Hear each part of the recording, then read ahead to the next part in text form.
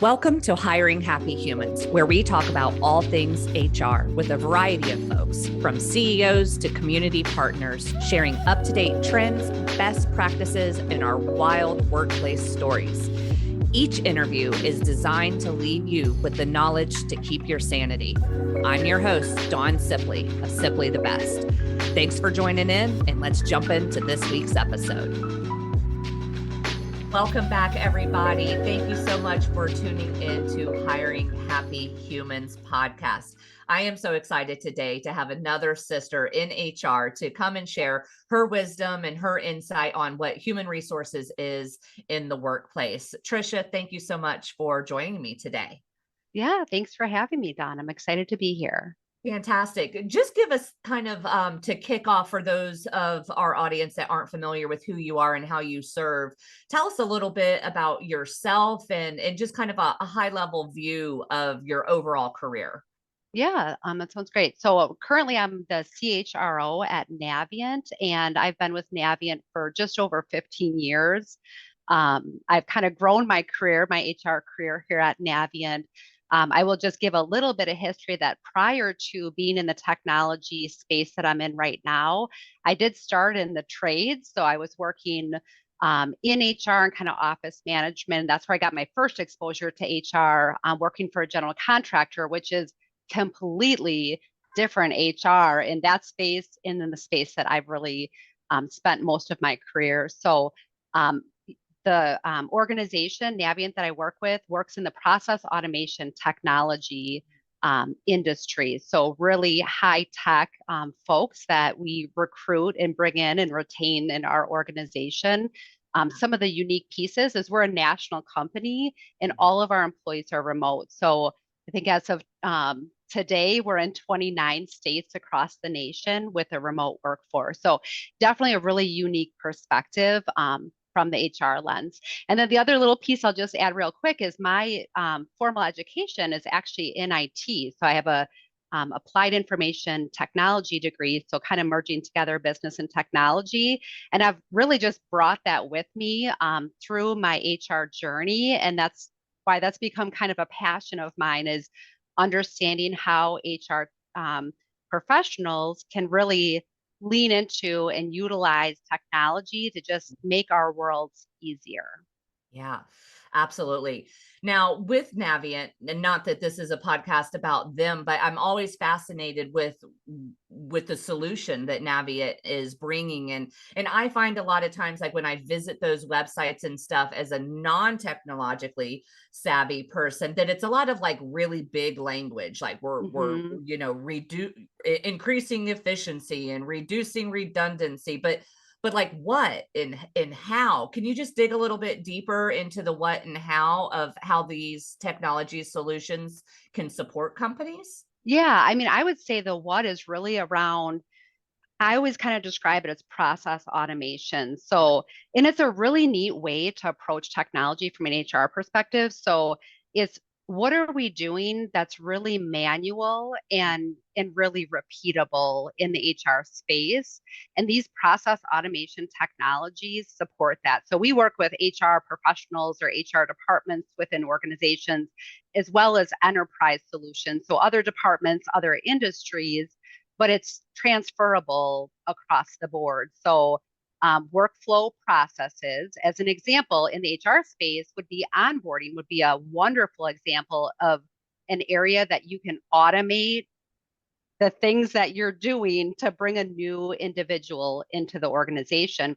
Even on the recruitment side, what are those workflows or things that you're doing Mhm. that aren't necessarily like the value add things? They're more tasky things that we can allow Right. technology to do. So that's what these technologies are primarily focused on. Okay, fantastic. So as a CHRO, how many employees do you have in those 29 states? So we're about 140 as of today. Okay. And then how large is your HR team? Are you solo or do you have some folks supporting you in your HR team? Yeah, I feel like I'm kind of spoiled in that as I talk to other HR professionals because you'll hear, someone who has 500 employees and they're a single HR practititioner. So there's four of us on the HR team. Wow. So Myself, I have an HR manager, and she has one team member, and they're really focused on the employee experience and kind of that ongoing retention, employee happiness. And then I have one individual on the team that's focused on the recruitment and onboarding side Okay. of things. Yeah, fantastic. And then you're the strategy kind of high level over all of that. Exactly. I Yeah. love it. Now, when I was looking at your LinkedIn profile before we got together, I saw that you were at Navient, you left, and then you came back. Is that correct? Yes. I love a Yes. good boomerang baby story. So share Okay. with me how that happened, because a lot of times people feel like when there's a separation of employment, Yep. it's like forever and that company's dead to them. But Yep. that's oftentimes not the case if you do depart well. Yeah, yeah, absolutely. And I love that you noticed that and brought that up because that's a story that I'll get asked about from our candidates as well. Like, hey, I was checking you out on LinkedIn and I noticed that. Mhm. And it's a great story around company culture and Mm, just the recognition of culture matters. Now, the organization I went to, they have a great culture as well, but it's in the higher education space, and it's very different. different than the Yes. technology space. And I really did have some of those insights from working in the trades early on, but it was such a early part of my career. I think I was still trying to figure things out Right. and learn. Yeah. But yeah, so I had left Navient to pursue leadership opportunity. I'd never really done that before. In leadership within the HR and kind of operational space. And so I did that for 10 months and I did enjoy it. But after 10 months, Navient missed me and recruited me back. And I was glad to hear from them and made the decision to come back. And now actually I just hit my 10-year anniversary back at Navient. Well, happy 1 decade. Thank you. Fantastic. That's fantastic. Yeah. And I love organizations that provide opportunity for true growth, right? From Mhm. executive assistant all the way to the C-suite, Yeah. that really is possible when the culture is kind of set right. Do you see that Navient has done that not only with yourself, but with other roles as well? Yeah, absolutely. I think also it's really how we support the why of our growth. So we're a Mhm. growing organization. We talk about that with our candidates and our employees. Like if you like things to be the exact same day in and day out, this may not be the right Right. spot for you because we're ever evolving and it's part of the technology space, but Mhm. it's also just a part of who Navient is. It's a growth organization. So Right. part of the why of that is it allows for more career opportunities for our employees.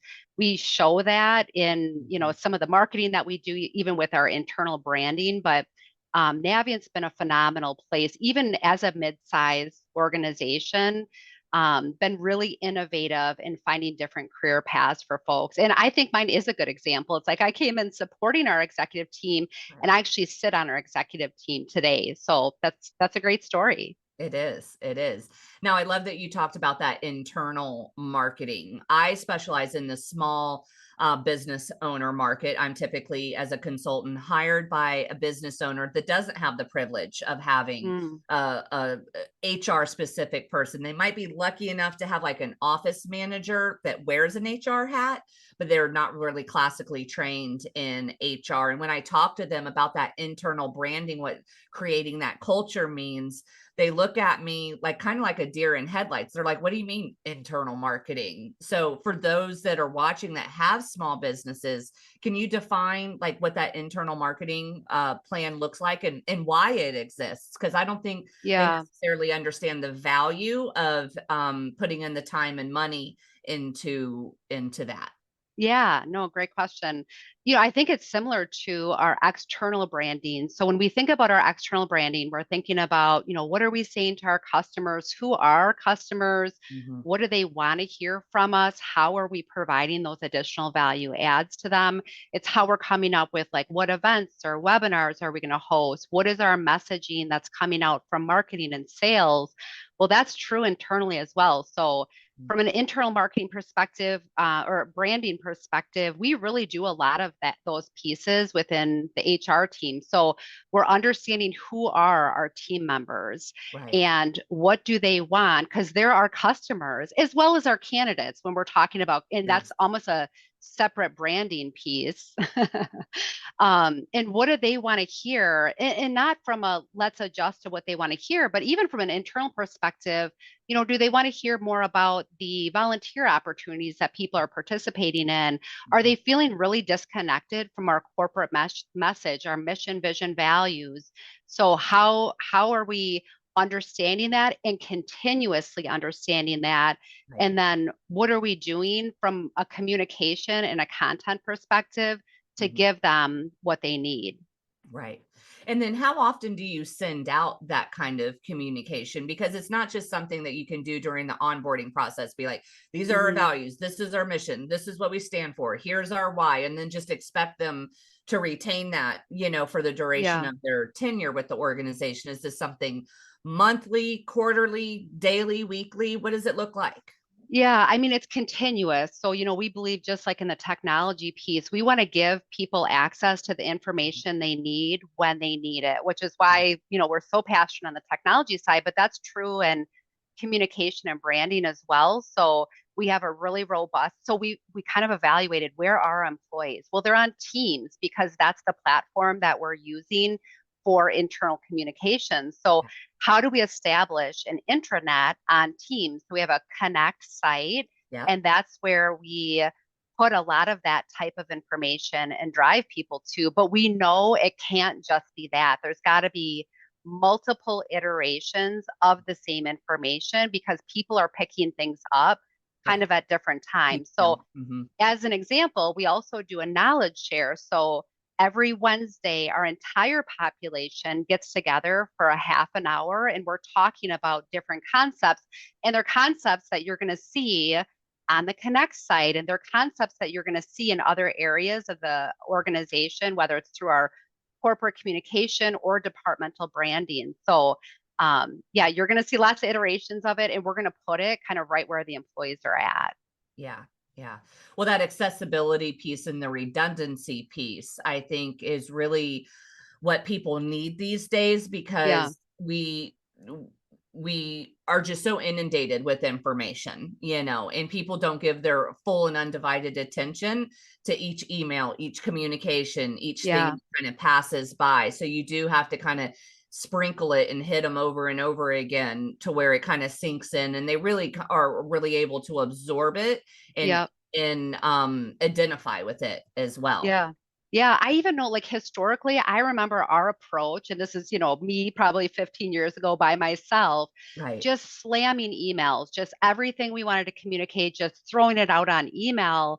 And I think it was maybe, 5, 7 years ago, really kind of sitting down and identifying they're not reading that because we're only giving them information in that way. And they're already getting a lot of email in the work that they're doing. Right. So how do we also deliver that? It doesn't mean never email, but how do Right. we deliver the information in other ways Yeah. in addition to email and kind Palatable of way. scale that back? Yeah. Yeah. Yeah. Well, I know just from my own experience and being an entrepreneur, if you were to give me a personality assessment, I'm an entrepreneur's entrepreneur. Eyes in the sky, visionary, no attention to detail. And I find like if I get too much information, I'll just start Hmm. ignoring it Yeah. because if it's not being fruitful or helpful or impactful, I don't have the capacity to fully like process everything. So Hmm. I love that you change up the delivery style Hmm. and the frequency of it as well.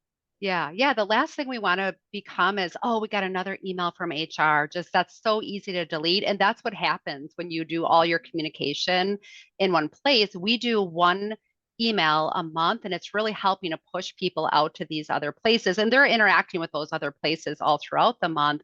But Mhm. we want it to be more of a sense of, oh, we got an email from HR or corporate. What are they talking about and what is going on? Like, I'm kind of eager to see what that content is all about. Yeah, yeah. Now, something that you mentioned a moment ago was the branding through the recruitment process. And I've always joked that, if you want to ruin your reputation, you can do that eventually by providing a bad or poor service to your customers, Mm-hmm. but even if we have a bad meal, we'll probably go back to that restaurant a few months later when we get a hankering, for that one particular thing that took us there to begin with. But if you give a candidate a poor recruitment experience, let me tell you, Mm-hmm. they will hate you for life. I don't think Mm-hmm. there's any rebounding from that. And one Yeah. thing that I've really noticed in the business market is employers are starting to ghost. It used to be just candidates would ghost through the interview process, and now Yeah. employers will take someone partially through the process and then absolutely disappear and never give them the thanks but no thanks email. Yeah. What is your take on how to establish your brand and your culture through the recruitment process? Yeah, I mean, we want, if we talk about this, we want candidates to know what it would be like to be an employee at Navient based on their experience as a candidate. So, we have one individual in our organization, her sole focus is on recruitment and then really helping to guide them through their first 90 days. And she's learning from that, like, okay, at 90 days, what are the things they've been saying over the course of the 90 days and how can I make adjustments on the recruitment side to really help better serve them and give them a better representation of that. So, we're very passionate about being really connected and having a human experience with our employees. So we want to replicate that on the recruitment side. She, does customized communication with candidates. She's got metrics around how quickly is she responding back to people. You would never hear that ghosting story at Navient Right. because technology is a tough market. And so we have to be thoughtful of that. But as a national recruit organization, we Mhm. recruit across the nation. We get flooded when we open for new requisitions, but we're still providing that really great experience for the candidates. That's good. That's good. And that'll keep those candidates coming back because sometimes the rejection letter isn't a rejection forever. It's just not right now. Right. Thing. And Yeah. that's what when I do my career coaching, oftentimes they're like, oh, I applied for that company 18 months ago. And Yeah. that was a different Yeah. role and that was a different time. You don't know if management changed or leadership changed or vision has changed or Yeah. whatever it is. Yeah. So Even what that candidate makeup looks like has changed. Actually, one of our like 2 hires ago that just came on board is a second interview. So he applied for the position previously and was not our final candidate, but was our final candidate. So I say that too, like, definitely encourage people to reapply because yeah, that does make a difference. yeah. What is one of the things that a candidate can do in the interview process, one that'll guarantee that they'll go to the next round, and then two, guarantee that it's just a stop? Like what are your Hmm. boundaries there? I mean, my personal one is you got to know about our company. That's like such a personal passion of mine. Amen. I'm shocked sometimes how often I'll get on an interview and they maybe don't know who our organization is because they've really just been kind of putting out Yes, right. resumes, Applications. right? Yeah.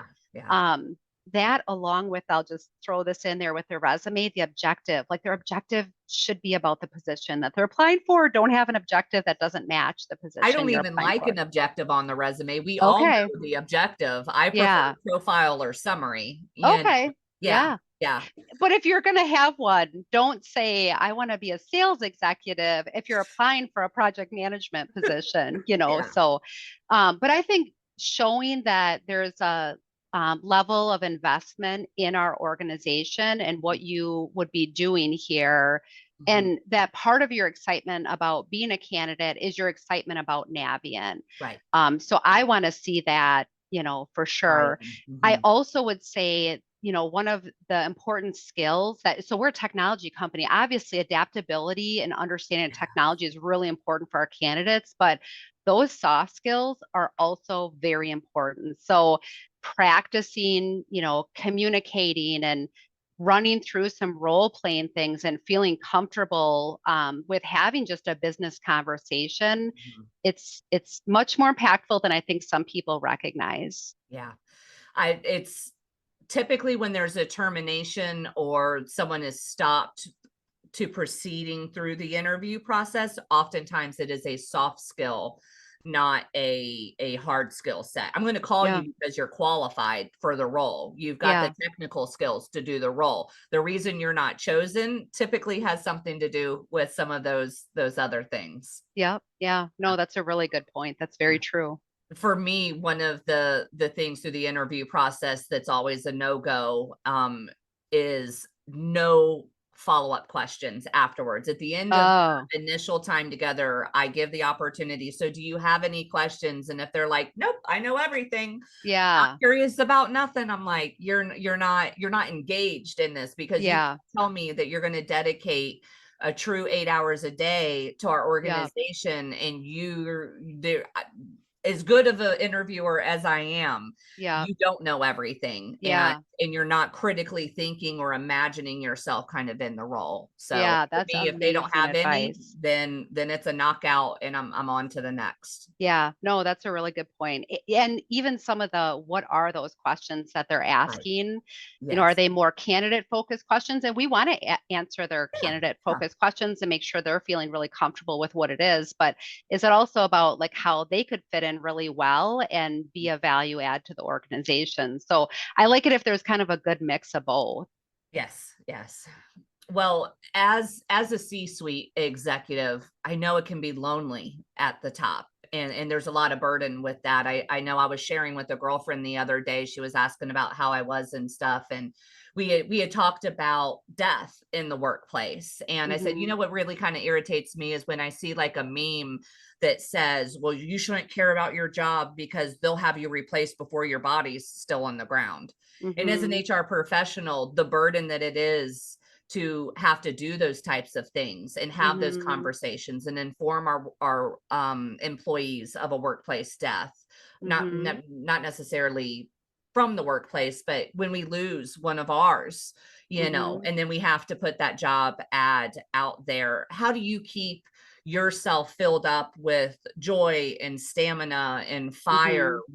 when you're carrying the burden of so many souls? Yeah, no, that's a good question. I mean, and we thankfully we have not run into, an employee death and, that Oh, really? specific scenario, Wow, which I with mean, all and those employees, you've never lost one? mm-mm, Wow. Go yeah, knock on wood. but that doesn't mean that we don't have, our other challenges that we're helping to Right, navigate through as right. well. And, Well, of you know, course. Yeah. yeah, and I think some of it is having an amazing executive team so that really believe in a lot of and champion a lot of the same beliefs that I have and that I think are really important. So Right. I just feel like I'm really in alignment with the rest of the executive team. We talk really openly about employee, situations that we're having. And Mhm. I feel like we have a really strong executive team that has a commitment to the employees, which is amazing. Right. Part of it is the industry we work in. So, we provide consulting services around technology. So, what Naviant sells is our people and, their expertise. And so it's important for us to have that focus. I also feel like my HR team kind of helps me with that loneliness piece because we're, even though we all have kind of our focused areas, we work really collaboratively together and we're kind of one moving machine together Right. in the different things that we're doing. So I think that, helps us as well. And we're not so big that it's like I'm on the ground too, right? Like I'm doing a lot of the programming and things like that. I'm fully in charge of compensation, all the technology pieces. And so yeah, I feel like we're all just kind of working on things together and having a really strong team, which has been an evolution over the time that I've been at Navient. It's always an evolution, girl. Yeah, The team that's building, true. it just never ends. Now Yeah. I see some books behind you, so I would venture to guess that you are a reader. What are some books that have impacted your life? Well, I think I've fooled you actually, Oh, because I was no. actually thinking I should put more books up here because I feel like a little like a somebody who's misrepresenting because I'm not a huge reader. I'm more of a Okay. communicator, but I do read. So I will Okay. share with you. So this one actually, this is a recruitment book that I'm most recently reading, but the Okay. sales acceleration formula. This is a Okay. recruitment book. I don't know if you've about how to Interesting. recruit successful sales folks. Sales So folks are that's, one of the hardest ones to yeah, recruit for because they're so charismatic, and sometimes it can be hard to like decipher like charisma from like character, right. because they Yeah. show up and sell, and then you're like, are they that good? Yeah, right. Right. So this is talking about identifying for your organization key traits that will lead to success in your sales folks and recruiting for that, but then doing continual evaluation of the success and how much weight to put back into those traits and Mhm. making adjustments along the way. So it's been a really interesting read. So yeah, I look forward to that. My favorite book of all times is Crucial Conversations, Oh, yes. right? Love Yes. that you've read that one. I just think Man. it's such a good people book. It's really like how, we're all so different and we're all experiencing the world in a different way. We're Mhm. all having our own unique challenges and life is hard and it's celebratory. Like there's all kinds of things going on, but I really feel like Crucial Conversations helps to give you, the tools to connect in a more meaningful way with people, both professionally and personally. Oh, 100%. I think we're more connected than ever, but we have lost this level of intimacy that we used to have, that was there when we lived in small communities. Yeah. When America like went to church on Sundays and played on the sports team and volunteered and showed up for their neighbor, and they even knew their neighbor, Yeah. Had uh, dinner as a family at night. yeah, yeah, just the ability to have a conversation is something that I think a lot of people have lacked, and unfortunately, our young people that kind of came up during their formative years through the pandemic, they couldn't even see people's faces and Hmm. stuff. So I think we're going to see a lot of HR having to step up and really groom and support those young folks who went through a critical, like I can imagine going through like middle school, high school through the Hmm. pandemic when you're kind of Right. forming your identity and stuff like that. Yeah, absolutely. And I think it's also why it's not necessary, but I do like that we have multiple generations on our HR team. Mm, I'm becoming so aware of the generation that's coming into the workforce just based on we have three generations represented within our HR team. So we're all bringing kind of different awarenesses of what perspectives. those things were that I'm in the oldest generation, and so I'm, probably caught off guard the Yeah. most of that group. But yeah, I think that helps because I can give that perspective of what was it like for people that are from my generation that were entering the workforce. I don't believe we're all defined by our generation, but I No. think there are interesting awarenesses that we can kind of pick up from what was I exposed to as I Right. was doing my career journey versus what is that person that just graduated college 2 years ago Right. and what has her experience been like? Yeah. Yeah. So, I mean, did you grow up thinking you were going to be a CHRO, or, how did you end up like getting into this to even begin with? Yeah. Well, no, I didn't. So my dad owns a small accounting firm in the Madison, Wisconsin area. And Okay. I think I have two older brothers. I think we all kind of grew up with this belief like, we're going to go to school for accounting and we're going to take over dad's accounting firm. So I Wow. actually did that. I went to college for accounting and I was like in my first year and I realized I'm really bad at accounting. And so now I got to figure out what I'm going to do with myself. And Right. that was definitely part of my early journey of like Right. figuring out what do you do then? And not really having a plan before that because I already had a plan that was Right. established for me in place. So Was that pivot scary? that Was it? pivot was For some people, that's an identity crisis. If they right. do grow up thinking that their life is going to head in one way, and then Yeah. they get into it, some people don't handle that well, while other people are like, "This is amazing." Yeah. What Let's was, figure what was this it like out. for you? I don't know. I guess maybe a mix of both. Probably more the latter. I have an excitement for life and kind of a natural curiosity and just an appreciation of each step along the way. So It was definitely confusing. Like I have no idea what I'm going to do now. But it's, there was excitement about, okay, well, I'm going to go figure that out, Mhm. and really found my way into HR. Interestingly, I did find out later that my grandma, so my dad's mom, was in HR at Kmart. What? So it must have been like in the blood. And I just, you're not really paying attention to what your grandparents are doing. Right. So Oh, well, yeah, Kmart used to be like, big, yeah, yeah, right? that was the jam back in the day. Yeah. I was going to say that's the JC Penney of the day, but now like Right, that's, it's that's something else. obsolete too. The Amazon of the day. Oh, there you go. That's Right, what it right. is. Yeah, fascinating, fascinating. So, so your dad was an entrepreneur and Yep. an accountant. What did your mom do? My mom was an engineer for the state of Wisconsin. Oh, So very, fascinating. yeah, Very very, edgy. yes, very edgy. That's true. And interesting because I went into IT, which was obviously more of a male dominated field. I remember going to college and I think I was like the second or third woman to graduate from my IT program, but it didn't really it didn't resonate with me. I didn't even think about that. And I don't know Yeah. if that's because my mom was a really young mom Mm, and she went to school for engineering when that was really a male dominated yeah. field. She used to actually bring us kids to classes with her.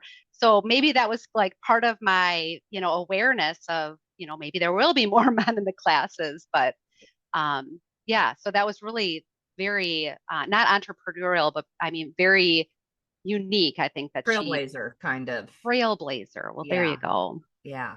I love that. How fascinating. So Yeah. what did your brothers end up doing?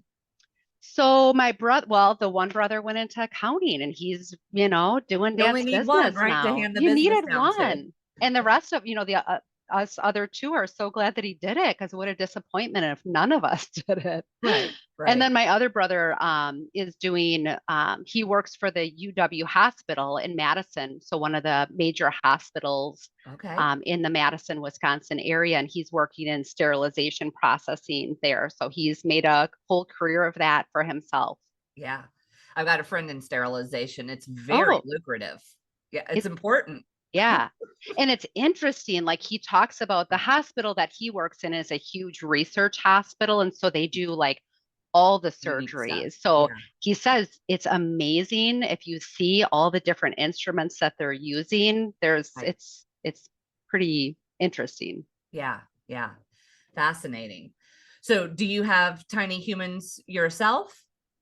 I have four, not tiny humans. I have four stepkids. Okay. So they range in age from 28 to 31. And then I Okay. actually have three grandchildren with a fourth on the way. So you can Oh see my these little goodness. like mitts in the back Yes. here, Yes. but that's from the grandkids. Oh, that is Um, awesome. yeah. And we live in a community that the grandkids live right by us. So that's my time away from work. And what Yeah. really fills my cup is just Yes. spending time with them. Yes. I am yet to be a grandmother, but I am an Okay. aunt, and it is fun to spoil them Yeah. and give them back. Yeah. And just watch them experience the world. Like the oldest is 2.5 going on 3 in July. And just, he's communicating so much now, but just Right. seeing like how he's interacting with the world and imagining like what he's going to be like when he gets into the point where he's going to be joining the workforce. I, It's very intriguing. I think it really changes as professionals who hire. I don't know about you, but like I do, I look at tiny humans and wonder like what they'll be when they grow up. And we ask people that like all the time, and Yeah. I think it's kind of a funny thing because there's 50-year-old men who come to me for career advice and they don't know what they want to be when they grow up. Right. And we do put a lot of pressure on like what is it? Well, and a lot of identity. I was reading an article the other day that was saying that people used to identify with their work. You would ask a man like, Mm, so who are you? And he'd go, well, I'm an accountant.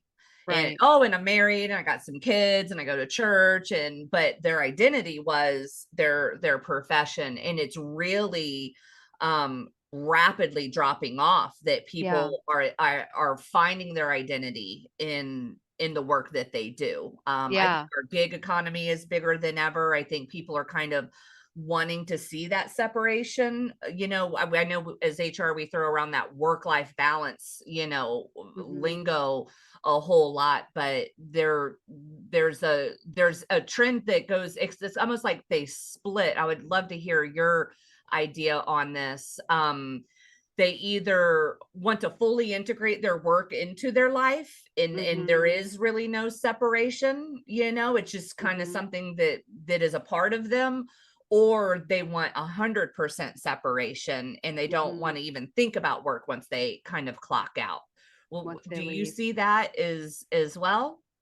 Yeah, I mean, I think a little bit, it's a little bit different maybe in the industry that we're in because it's like a complex technology, right? And we're really helping organizations to navigate this technology landscape. Mm-hmm. And so these are definitely not jobs, they're careers. And so I think more often at Navient and really in our industry, it's people that are like committed to this like ever growth and ever learning. And I do see more so now than ever folks that are kind of insisting on a really good work-life balance where they don't want to live their jobs. Mm-hmm. But then we still have a lot of people that are in the workforce that, and myself included, like I just gig economy, it was like nobody was talking about that when I was joining the workforce. It's like you get in there, you live that job, you do whatever it takes to keep that job and do a really good job and work hard and all those pieces. And so certainly I see all of that represented within our workforce. I think there's just a little bit of difference because of the type of roles that people have. Right. So they have more commitment. People aren't coming for a year and then they're going to go do some other gig thing. Like Mm-hmm. it isn't necessarily represented as much in the type of work that we do. Mm-hmm. Mm-hmm. Now, with having a fully remote workforce and being very human forward, kind of as you said, how Yeah. do you love your people well when you're not in the same space as them? How do y'all roll that out? Yeah. I mean, I feel like we can love them even more, to be honest. Our people are so happy to be remote. And I think it's why we're seeing this huge influx of applicants when we open a position, because Right. I think when the position allows for it, I think Mhm. people want to work remote. I think a lot of people have a desire. No, that's not true of everyone. Yeah. There's plenty of I people can't that do want to it. be on I can't be site and trapped in the same. I enjoy like you leaving can't home be. and going to the office. So I'm one of the weirdos that You like the hybrid is hybrid? is Yeah. my favorite Yeah. personally. I did the remote through the pandemic. Well, were y'all fully remote pre-pandemic? It sounds like it. We were partially remote. So we were Okay. primarily in office prior to the Okay. pandemic, and we had a few remote employees. And then we Okay. all went, yeah, remote during the pandemic. And then really made the decision during the pandemic that we're going to stay remote because it was working so Mhm. well. I think hybrid's the hardest from an HR perspective because Really? you're really trying to represent two different groups. How are you keeping people engaged when they're remote? How are you keeping them engaged when you're in the office? So if you're doing potlucks and things like that, is everybody catching that? Is that if they're in the office day? Mhm. Or if you're doing things online, Mhm. remotely from an engagement perspective, are the in the office people really participating in that? Because it feels kind of odd. So Yeah. I feel like we're kind of fortunate that we're 100% remote so that we Yeah. can really focus on like, how do you keep remote employees engaged Right. when they're 100% remote? We're a camera on organization. So that's one piece is we have our cameras on. So you're like the 10th person that I've talked to today and we're Right. camera on. So it feels Right. like we're talking just like Face we to would face. be in the Yeah. office. Yeah. Certainly we have to be creative in the programming that we're offering from a candidate perspective, because they don't just come into the office for their interview in the boardroom, Right. as well as from our ongoing employee perspective. Like, so we do things like, once a month we do an engagement activity, and it's really to create connectivity amongst the employees. So Mhm. it's bingo, it's trivia, it's rotating networking. So you kind of enter into a platform Yeah. and you get in with a couple other people. You have quick little conversations and bounce around. Mhm. Our departments have a focus on it. So Right. they get themselves together virtually and they Right. do, departmental things, but fun things as well. And Yeah. then we do fly our entire population in once a year. So we have Okay. one week a year, we call it Naviant week, that the whole population gets together. And it is really magical. I always say that it's such an awesome time to be together, but there's so many benefits to being remote from a work-life balance perspective. Mhm. And some people say that contrary, like they'll say, "Oh, I feel like I'd want to sneak back in and work again at night, so maybe I wouldn't Right. make a good separation." But we just don't find that to be the case. Okay. So yeah, we love being remote. Interesting. Now, do you do any care packages like to the home and stuff like that? One of my clients is fully remote and they have a wonderful like concierge service that, and not like Amazon where they just Mm. chuck your package at the front door and hope it lands and doesn't break, but it's a very well dressed person that delivers like a gift package. It Oh, says, X company just wanted you to receive this. They really appreciate like everything that you do. And as their consultant, I get to have that same experience as all of their employees do. And it's okay. something kind of like, oh, Like well, it felt good. yeah. And then it's always Yeah. like a super unique, you know, it's not a box of pens or whatever. Yeah. It's something kind of interesting and thoughtful and beautiful. The aesthetics and the packaging that they do it's not like an Amazon, cardboard box. It's Right. the actual thing. And Yeah. they're in 13 states. Okay, because I was going to say there might be some areas, that's one of the things that we've run into because we'll Mhm, let employees work from any state of the mhm, nation. And mhm. like where I live in northern Wisconsin, it's very rural. So Right, if we are going to have programming like that, really, this is a benefit consideration as well. Like, right. how do you make that transfer into all these different cities that the employees live in? So we don't do that. That sounds really fun because Yeah. I know how that feels to get something at the front door. But we do have programming where we'll mail employees things throughout the Uh-huh. year for Yeah. different initiatives. Like we do a company meeting virtually every Mhm. January. So this year's theme was the Hunger Games theme, and we mail them like survival kits so that they could, and we referenced it during the programming so they could Right. really see. They could use the little things that they were getting Yeah. in their survival kits. And Yeah. yeah, and new hires, we do, we mail all new hires like fun swag from Right. Navient to welcome Right. them to the team, which I feel like that's always fun to get to. What is one of your favorite team building questions? I'll Favorite share with team? mine. Mine's super Okay. weird, but I would be curious what yours is. Okay, you share yours Okay, first. I will share mine first. What is your favorite canned food? Oh, like icebreaker questions. Yeah, yeah. It Canned is food? because culturally, people come Yeah. from all over, and so I've learned about so many different and I've done it in different settings, not just employees, and I mean, we end up crying laughing, because Yeah. people eat food is very personal, and Yeah. so and then canned food, it's not like your favorite food, Yes. and so a lot of people will ask that kind of thing. Yeah. But canned food, it gets really interesting, the answers, and then it'll get very nostalgic as well, like Yeah. different countries that people come from and stuff. So Yeah. it's a weird one, but you'll be amazed at the feedback that you get. What's the weirdest answer, most unique answer you've gotten from that question? I think it's the canned meats that kind of are like, Mm, that like sounds really? disgusting. Right. No, but people come from all these different cultures and stuff. Yeah. What we have here in the US is very different than how other nations Yeah. eat and whatnot. So it was really an eye-opening experience. And then of course there's always a story that goes along with it, or they don't make it anymore, or they just kind Yes. of whatever it is. And I I've feel like learned I'm gonna about a lot of be, beans. yeah, I bet bees has got to be like number one Yeah, popular, all the different varieties. I yeah. feel like I'm gonna be a fail. I Okay, don't feel like I have a good question, but I will that's fine. say Yeah. our executive over operations, the Mm, question he always asks is, yes. what's the most interesting thing you've done in your life? And Mm, that's just such a fun question to that's a good hear. Some question. people do professional answers. Sometimes it's personal. Right. What do they Good one. identify as interesting? Right. Is it I got a college It's a degree, tell. or I Yeah. jumped off a cliff and did cliff diving, but just to hear the different answers that people have from their experience, I think it's been really cool. Yeah. Yeah. I love that.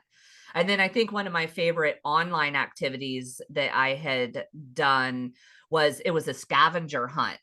And so the Oh, leader of the group would go get a spatula, and you would jump yes. and run and get a spatula and bring it back, and Yeah. whoever came back first with the thing, and then it got weirder and weirder. Everybody knows Right. what their spatula is. Yeah. But then it would be like super strange things. And so it Yeah. actually got you up and away from the computer, and Yeah. rather than just like sitting through another like boring meeting. So that one was Right. And then it's kind of fun to see like who had that really random thing that right. only one person had. Yeah. There's a ton. We've done that one too. It's really fun. There's so many online offerings now for keeping your remote workforce engaged. Like when you Yeah. had mentioned that one, I was kind of thinking about we did a remote escape room. And there's a company that does that, but we broke up into teams and you worked at it, and it was like a real escape room. Like you had to figure out what the clues were, and then it moved you into like a different area. I just remember my brain doesn't work like that. So we got into the screen and I'm like, I have no idea what's going on right now. Like I don't even know Right. where we should start. So I had some Right. really smart people in the room with me. But what a cool way to stay engaged and just kind of have Yeah. fun with your I love peers. entrepreneurship, the businesses that come up and are born out of Yeah. change in culture and life and circumstance and everything. A virtual escape room. That is wild. I love that. Yeah. So Yeah. cool. So I always love to ask my guests one question at the end of our time together, and that is, what is one piece of advice you would give 18-year-old Tricia that would save her a lot of grief, a lot of worry, maybe some tears? Yeah. Don't be an accountant, right? No. I will make that my answer. I think it's having confidence in what your unique gift is. So, Mhm. around that whole self-awareness piece of be self-aware of who Yeah, you are. Don't try to right. emulate other people. I think there's value in understanding what other people's gifts are and really being Mhm, able to utilize that and lean into those mhm, relationships, but mhm. understand what your gifts are. So I feel like mine, I guess I'll do two, but our communication and curiosity. I think those Yes. have served me so well in Mm, my career, but I mhm, think I was striving to almost perfect other gifts as I was mhm. going rather than just leaning into that. That's so Right. cool and unique about me. Yeah. And why not utilize that to create a unique experience? And so now that I've really settled into like, I get to just be exactly who I am and be successful in that because Right. I am self-aware. Yeah. I would say it's more that, and then from a recruitment side, it's like I work with people and get to interact with folks that are really just they're in that space, just coming out Mhm. of high school or college and starting to enter the career field, and those are the kinds of things I want to share with them. Is don't try to be like Yeah. if you want to get into HR, don't necessarily try to do it the way that I've done it or be me or other Right. HR professional leaders. Like really figure out how you're going to approach it. And it's probably going to be such a blessing Mhm. to the profession that you're going into. Mhm. So I would say that. Yeah, I think that's a great answer. I wasted, I think, too much of my young career trying to be one of the boys because I also worked in a Oh, male dominated environment. And so I would, I like yeah. smoke cigars and drink whiskey and like just try to get in the Oh, room and yeah. match their energy Fit and in. stuff. And it was like now I'm just like, leaning into my feminine energy and my uniqueness. And I don't need to be one of the guys, and I don't have to Yeah. have bravado, and I don't Yeah. have to smoke cigars. My cigar would always go out because I would really just hold it. Well, I'm impressed you even knew how to do that. That's very good. You fake it till you make it in my I world. suppose. So, well, thank you so much, Tricia. You had some really unique insights and just perspective, and I love your boomerang story. I think it's such an encouragement to young folks who maybe leave an organization and think that that door is closed. When in on all honesty, if you leave with integrity, that you can one day end up in the C-suite. Yeah, absolutely. Well, thanks for having me on today. It was a pleasure. Awesome. Thank you so much. Bye, everybody. Thanks again for spending time with us today. If you want more HR stories and resources, go to simplythebest.com to join our newsletter. That's SIPLEY. Until next time, stay happy.